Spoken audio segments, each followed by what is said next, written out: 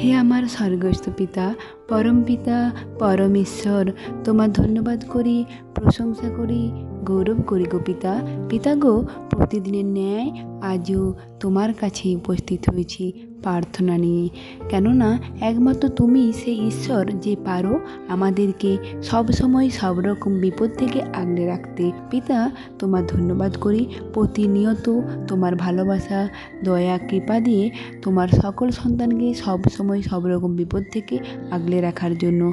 আর ধন্যবাদ করি প্রতিটা মুহূর্তে আমাদের সঙ্গে সঙ্গে থাকার জন্য, সঠিক দিশা দেখানোর জন্য। পিতা গো, এই প্রতিদিনের শুরুটা তোমাকে দিয়ে করি, কেননা আমরা তো তোমার সন্তান। তোমার সাথে কথা বলে জীবনের ভার তোমার চরণতলে জ্ঞাত করে শুরু করি।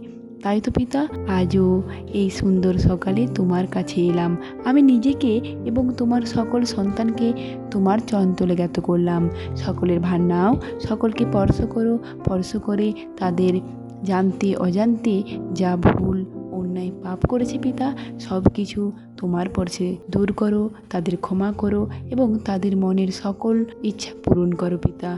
পিতা, যারা যে বিশ্বাসে এই প্রার্থনা শ্রবণ করবে, সকলের বিশ্বাসে অনুযায়ী তাদের বিশ্বাস দান করো পিতা, তাদেরকে তোমার আশিসে ভরিয়ে তোলো। পিতা, আমি জানি না কার কী সমস্যা নিয়ে এই প্রার্থনা শ্রবণ করবে পিতা, তাদের জীবনের সকল সমস্যা দূর করে দিও পিতা। সেই ভার তোমার উপর তুলে দিলাম। আমি বিশ্বাস করি পিতা, তুমি তো সঙ্গে সঙ্গে আছো আমার প্রভু যিশুর নামে।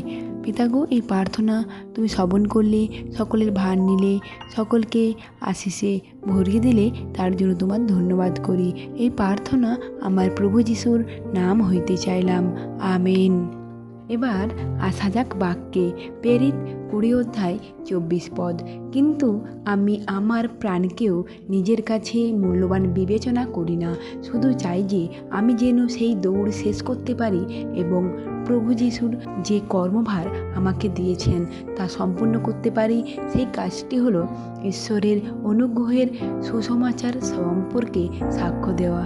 আমিন।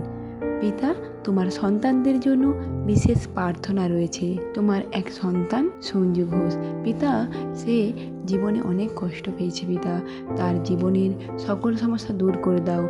তার জানতে অজান্তে যা কিছু পাপ করেছে, সকল পাপ ক্ষমা করে তার জীবন আনন্দময় করে তুলো পিতা। তোমার সন্তানকে তোমার চরণতলে জ্ঞাত করলাম।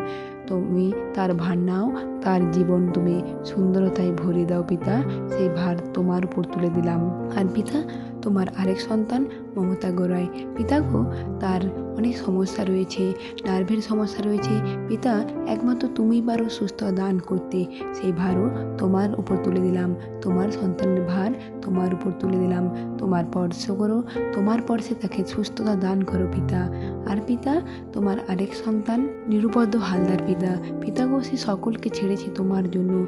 প্রভু যিশু তোমাকে গ্রহণ করেছে পিতা। সে এখন চলাফেরা করতে পারে না, সে অবস্থায় সে গাড়ি চালায় পিতা। পিতা, সবাই বলছে খুব তো প্রভু যিশু গ্রহণ করেছিস, তাহলে তোর এই অবস্থা কেন? পিতা গো, তোমার সন্তানকে রক্ষা করার ভার তোমার। তুমি তোমার পর্শে তাকে সুস্থ দান করো। সেই ভার তোমার উপর তুলে দিলাম। আর পিতা, তোমার আরেক সন্তান চক্রধর ঘোষ।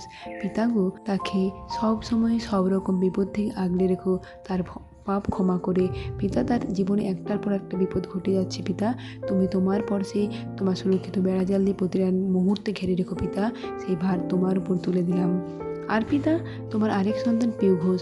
পিতা গো, তার জীবনের সকল সমস্যা দূর করো আর তাকে সব সময় সব রকম বিপদ থেকে আগলে রেখো।